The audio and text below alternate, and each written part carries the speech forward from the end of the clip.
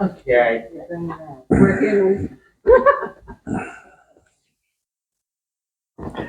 We're talking about doing things I don't want to do. I wanted to turn that on. I even got the note.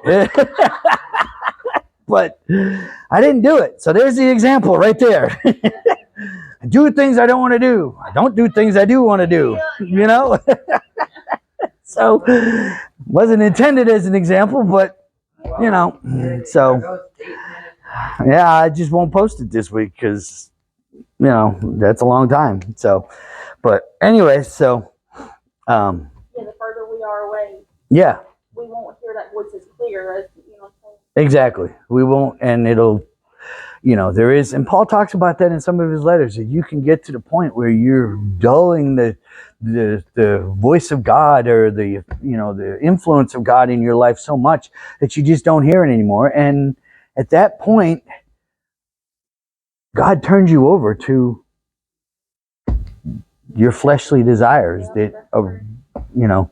And so if you continue to allow that to, yes, it's a battle, yes, it's a war, yes, it's you know, we need to be living and for God and drawing closer to God, spending the time in the Word, spending time in prayer, spending, you know, getting his walking, practicing that walk, running our race. You know, that was the Bible study a couple weeks ago at work. That was what he talked about, was running the race. You know, he's talking about the Olympics coming up, and you know, people are going to be the track people and stuff are going to be running their race and everything and stuff. And so but our life is like a race. We have a course to run. Okay. We have a course laid out for us to run. First of all, we got to stay on that course. And that requires staying close to God. Second of all, we're supposed to stay focused. Okay. If somebody's running in a track race and they look back here, what's going to happen? They're going to get slower and they could stumble. They could stumble and they're going to get slower. Right. Okay. If you're focused on what's behind you. Yeah. Right. Exactly. Okay. And so, you know, we need to continue to draw closer to God so that this battle that he's talking about is won more by our faithfulness with God. And a lot of people believe that he's talking to unbelievers or to carnal Christians here. But he refers to himself as having this problem. So that's not just carnal Christians, that's not unbelievers that have this problem. It's all Christians. All Christians struggle with this and have to put on the full armor of God. I don't know if I got that in. Yeah. Galatians 5:16, 16 through 26. You know, it talks about putting on the full armor of God and being prepared for the battle and the fruit of the Spirit. And, you know, that we should be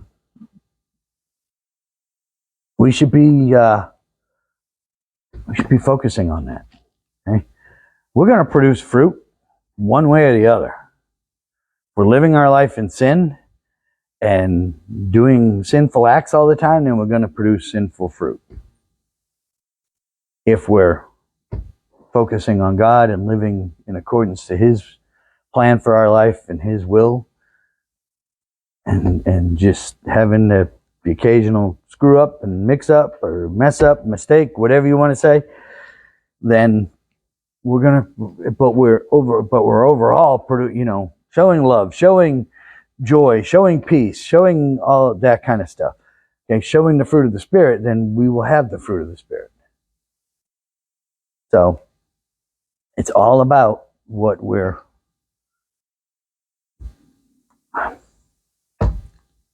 Tommy used to say, in a lot of times in his messages, when he's like, "You got two dogs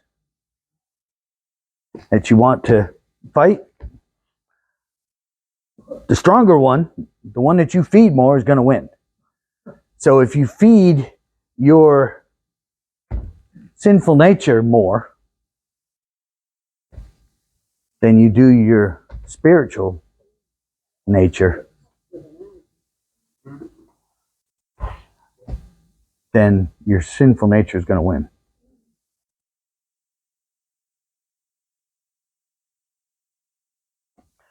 And so, right. And so if we're, and that's why, and see, and we haven't even gotten to 12 yet where he talks about renewing your mind, but that's why it's like, if you sit constantly and watch horror movie after horror movie after horror movie after horror movie and just fill your mind with all that stuff. And there are people that do that.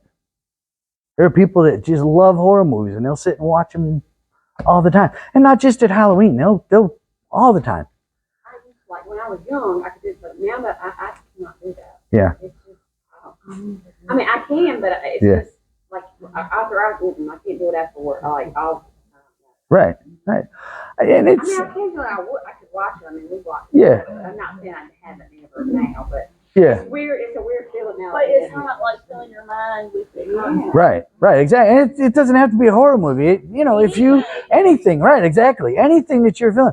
I use the example that Nicole and I, we, my cousin Vinny. Yeah. It's a funny movie. Okay? It's a funny movie. All right. We love to watch it. It's funny. It's great, But we were sitting there one day watching it, and we were just completely shocked by the language in it. We had watched this, right? We had watched this movie many, many times, Wow. and had never noticed it Wow. because we were, starting to walk with God a little better and a little better. And the more we got closer to God and changed things in our lives and everything else, then you notice you things get pointed out to you by the Holy Spirit. And now I can't watch that movie anymore because There's a lot of movies you can't watch because they're aware of it. yeah, exactly. And I just, I've been, it's, if I'm flipping through and watching stuff on something on YouTube or something like that or whatever, and they're bleeping out about every other word, I ain't watching it, and in some cases they don't even bleep it anymore. They just let it fly, and stuff. And I just, I just don't, and it's, I just can't do it. I can't do it because it's, disrespectful, and it's I don't need to fill my mind with this garbage that, and like I say, this I try to find good. That's why I don't watch a whole lot of TV. I really don't. Or if I do, it's like 40-year-old shows, I love it. Yeah. Like, we're talking like the Walt Disney. Yeah, so I mean, but and stuff, and Yes. You can learn a lot from Andy Griffin show. yeah, exactly. So, but there's just, it's amazing. And the more that this world becomes darker and more depraved, whatever, however you want to say it, it's just going to get worse. And stuff. And that's why we gotta be intentional with what we're thinking about and what we're filling in our minds. And that runs everything. I mean, yeah, you can and social media. They got a lot of videos on Facebook now and everything. To be honest with you, I post on the church Facebook page, but other than that, and see, I have to do that. I have access to the church page, and then I have to click something else to get to my page, and I don't even click that to go to my page anymore. I haven't looked at my page in probably like a month. I would shut it off if it wouldn't kill the church page. But because the church page is linked to my page, because technically I'm the owner of it as far as Facebook's concerned, I'd shut it off. I wouldn't even have it anymore, because there have been times where I have watched it and there've been points in my life where I have watched it and flipped through, and it's just like this is stupid. Yeah. You know, there's stupid stuff on here. You know, all these people, you know, and I don't understand. But why are couples pranking each other all the time now to try to get laughs? It can have a good platform or it can have a bad platform, like you said. Right. Yeah, they just the phrase you're using it. Right. Exactly. You know, Exactly. Like I said, that kind of stuff is just stupid. Why? Yeah. I wouldn't want to do that all day. No, But they get paid for that. they do. They do. They get paid for the content and stuff and whatever, and I get it. But and I sit there on the church page. On the church page, I'll go through. I've got a lot of stuff that I've liked, churches in the area, and like Charles Stanley and David Jeremiah and Greg Laurie and you know, Kendrick Brothers and a lot of stuff like that. And I mean, so I got a lot of stuff, but I got to sit there and go through and hide this, hide that because it pops it up in my feed. All the ads. It's not just the ads. It's like, Or even if you say, yeah, it's, whatever you say that thing, it'll pop up some things that you got. Yeah, exactly. Yep. Yep. And it's like, I didn't even say anything, but that thing watches you. Yeah. Oh yeah. So I mean, we were down at the beach this week, and they were talking about somebody. We were sitting there with our parents talking about, and somebody said something about shark encounters or whatever else. Now I'm getting shark videos on the thing. Yeah. I'm just like, Yep, you know, and it's like, okay, yes, and we ended up watching Jaws. yeah, you wanted to watch Jaws the other night, so, but you know, but anyway, but yeah, so I mean, it's just. First time I heard about it. Right. But I mean, I just, you know, you get it, and it's so easy. To get caught up. Yeah. You can look at one thing and you can get consumed by that phone for the rest of the afternoon. Oh yeah. Yeah. There have been times where, It is so consuming. Mhm. That TikTok and Reels, Mm. you can just get in it all day. yeah. See, now I don't do TikTok. I haven't, I'm just saying, but yeah, no, I agree. But YouTube, and YouTube, I've, you know, For the social media, because it has such a negative impact on me. You know, yeah, everybody else, whatever. But right. YouTube, I go to YouTube because there's now videos on there, but I find myself sometimes like, okay, I need to get off of this. Yeah. What am I doing? Yeah. This is stupid Right. videos again that I've wasted time when I Right. could be reading Yeah. my Bible. And I try to, I go through the effort of clicking and get this out of my history, take this out of my history so that it doesn't continue to feed on it and, you know, keep calling up stuff. But, you know, I'm taking that time to go through it because I don't want that stuff coming up. I want to see good stuff on my feed if I'm, you know, and things like that and stuff. And so, you know, but yeah, I mean, it's so easy because it is a battle. It is seriously a battle that we are fighting every day. And it's an internal battle, as Paul's telling us here. And, you know, we're going to do things we don't want to do. Okay, it's part of it. Okay, but that's where the grace of God comes in. But we shouldn't be relying on that grace and not changing our lives. We should be, you know, not touching the wet paint sign or the wet paint. We can touch the sign, but not the paint, the wet paint itself. Yeah, yeah. You know, we can't. You know, we should be. You know, and stuff. When we were going out of the beach, there's a certain part that I can't ever remember which turn I got to take and stuff. So I Google it, and she's like, "Oh, there's a speed trap coming up," and I'm just I'm like, "Okay, well, thanks for the warning, but I'm not gonna play. if I'm doing what I'm supposed to, then I don't got to worry about that." Yeah. You know, and so it's like, you know, of course, everybody knows when you get to McAfee, you better slow down.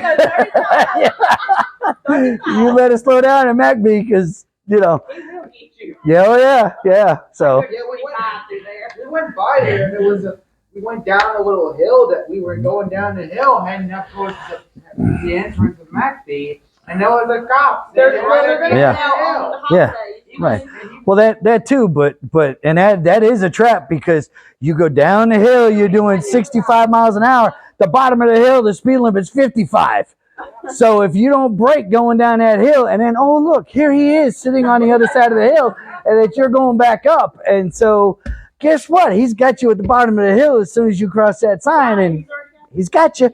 So yeah, And making sure he makes his quota. so, but I mean, and that's fine. He's doing a job, but if you're doing right, you don't have to. Yep, that's true. It's like what God told Cain. If you're doing right, then what do you have to worry? Okay, but it is a battle. Okay, it is a battle. Now, do I occasionally end up going faster than I want? Yes. Sometimes, again, that's one of those. Why am I going this fast? I don't want to do this. It's like but you're driving along and you're watching out here, and then you look down and I'm at 75. Whoops! Wait a minute. So I mean, my Sometimes the windows are down, got the video blast. You Yeah. just ride. got the sunroof open. It's great. Yeah, I know. And you Yeah. say on something, it's like, it should be way more than this. Why Yeah. are you doing this? Yeah, exactly.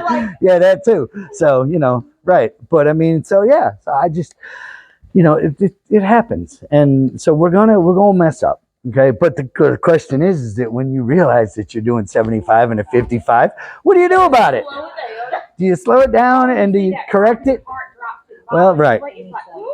Thank you, Lord. Thank you, Lord. Keep Yeah. on going. Yeah. So exactly. So we were coming out 501 heading just past coastal Carolina down there, and she said that there was a speed trap or whatever, and sure enough, he was standing on the side of the road with the radar gun, and they had a couple of cops there with him that would chase you down. Oh yeah. Yeah. I was just like, whoa, okay. I ain't seen one like that in a while. So, but And there was a question that popped up saying that what is the speed trap still there? I thought it was slowing down, so I pressed the button and it said no. it's okay. Don't worry about it. So, like, I'm not Somebody else probably turned it back on, so just don't worry about it. But anyways, but yeah. So and see, when I drove around the country over the road, truck driving or whatever, you'd see them. You'd go under an overpass and there'd be a cop standing on the overpass with the radar gun, and then the exit ramp. There's 3 or 4 cars lined up, and they're like, okay, green car, such and such, and then boom. As soon as you go by, they shoot down and get you. Wow. Driving and That's a trap. I turned around. I mean, they were clocking them and Yeah. they got them. Yep. They got her. When I was growing up, my parents had a scanner. My grandmother had a scanner. Oh man, we used to have one. And in fact, when I got in trouble one night, I was concerned that my name got called out over the scanner because I was just like, I got, and you guys have heard the story. I got drunk one night and passed out on the sidewalk at the beach, and they picked me up and threw me in jail for the night to sober up. And I was, the only thing I was asking the cop, when he was explaining to me what was going on, I was just like, okay. He said, we're going to let you out in the morning as long as you behave yourself. I said, okay. But one question. He said, what's that? And I says, did you call my name out over the scanner? He said, no. I said, okay, yeah, you can let me out in the morning. If you did, no, I'm staying because I said, my grandmother sits up most of the night and listens to that. We got all the drama going on. Yeah. So, but anyways, they used to, there's up in New Hampshire, they have a toll booth not far from where we were, where I grew up and stuff on the interstate up there.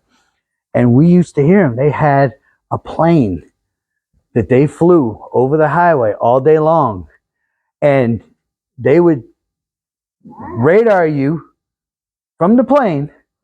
And get your tag. No, they would radar you from the plane, and they would tell a cop what lane you got in at the toll booth, and while you're paying your money, that cop steps out in front of your car, you over there. Wow. And then if you once he moves out of the way and you go over there, if you don't pull over, they got guys waiting to run you down, and you just add a new charge for not stopping. Oh yeah. Do the right thing. Yeah, exactly. So I mean, that was, and I mean, like I say, I'm not condemning them because they got a job to do. They're trying to keep us safe. Okay, but I mean,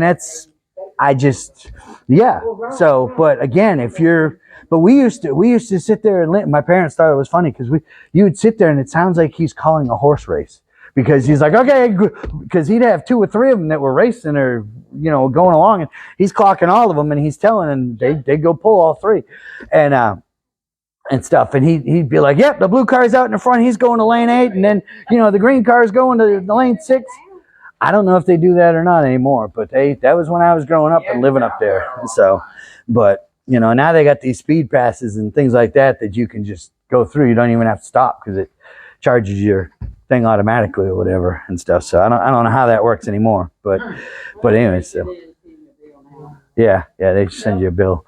So, but I mean, but it's, we do things we don't want to do, but then when we do realize, do we stop doing it?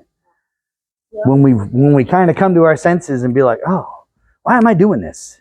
Did we stop doing it? Or did we finish what we were doing? That's, part of the battle right there. When the Holy Spirit speaks to us and convicts us of what we're doing, do we change our behavior? Or do we ignore it? And ignoring it is extremely, extremely dangerous. The more you ignore it, the less and less it's going to have an impact in your life.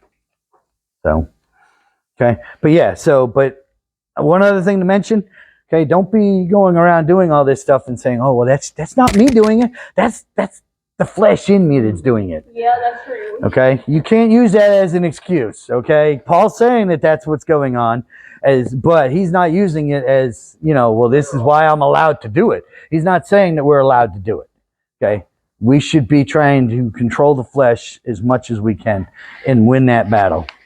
And so I didn't want to miss out on that point too. So, okay. But I got a quote here from MacArthur at the bottom. It says, a person identifies the level of sin in her life in direct proportion to how clearly he sees the holiness of God and perfection in his laws. This is why a new believer might not think something is a sin that an older believer knows to be a sin. Because as a newer believer, you're still learning. You're still growing.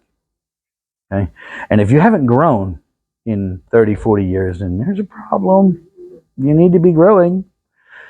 If you still think that, a totally immoral movie is something great to watch after 20 years of being a Christian, it represents everything that we stand against and everything that's and you just totally love that movie and you totally are into it and watch it every chance you get. Now, if you watch it once in a while, I'm not judging, okay?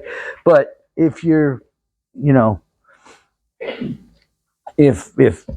if you have a movie that was I'll throw it out there. I had a movie that I really, really loved at one time in my life. It was Usual Suspects. And that movie is just murder and mafia gang stuff and one guy pulling strings to get all these other guys to go off and do this hit on somebody and everything. And I mean, it's just constantly killing and swearing and cussing and everything else throughout the whole movie.